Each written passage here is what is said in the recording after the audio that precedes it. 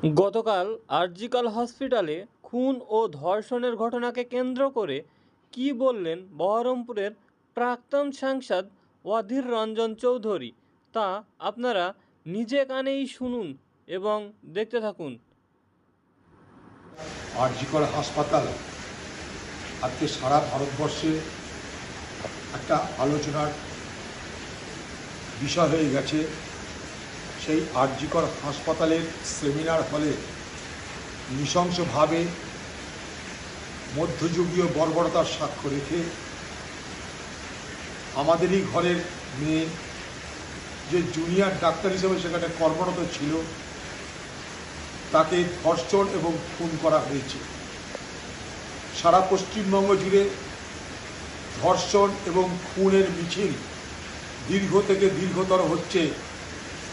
আমরা নানা রকমের বাক্য শুনছি, আশ্বাসবাণী শুনছি, আর কিছু হবে না, এবার দেখে নেব ভাষণ শুনছি, কিন্তু কোনো কিছুই ধর্ষণ এবং খুনকে ঠেকাতে পারছি না। অনেক প্রশ্ন উঠে আসছে। ধর্ষণ হলো একজন ডাক্তার হাসপাতালের মধ্যে, শুধু ধর্ষণ নয়, তাকে খুন করা হলো।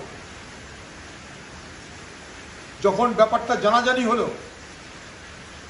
পুলিশ এলো, হঠাৎ পুলিশের কেন মনে হলো যেটা আত্মহত্যা?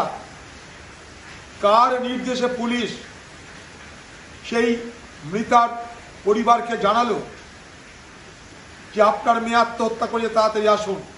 কেন কেন সেখানটায় সিসিটিভি ক্যামেরা থাকে না? কেন সেখানটায় পোস্টমর্টম হয়? যে মেডিকেল কলেজে ধর্ষণ এবং খুন হলো সেই মেডিকেল কলেজে কেন পোস্টমর্টম হলো? কি কারণে সেখানে পশ্চিমবঙ্গের তৃণমূল দলের এক বিখ্যাত নেতা নিয়ে চলে এসেছে একটা দুর্দান্ত অফার, আর এই অফারের জন্য আপনারা আজ এবং কালকে শুধুমাত্র আপনাদের জন্য দেওয়া হবে।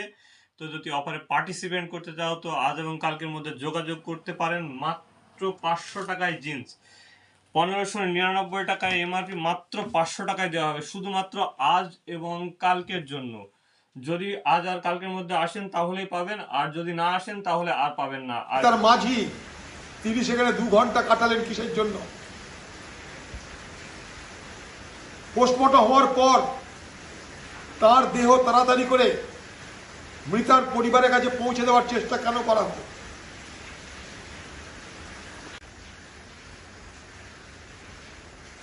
সারা পশ্চিমবঙ্গের প্রত্যেকটা হাসপাতাল, সেখানে দালাল রাজ চলছে, সেখানে টাউট রাজ চলছে।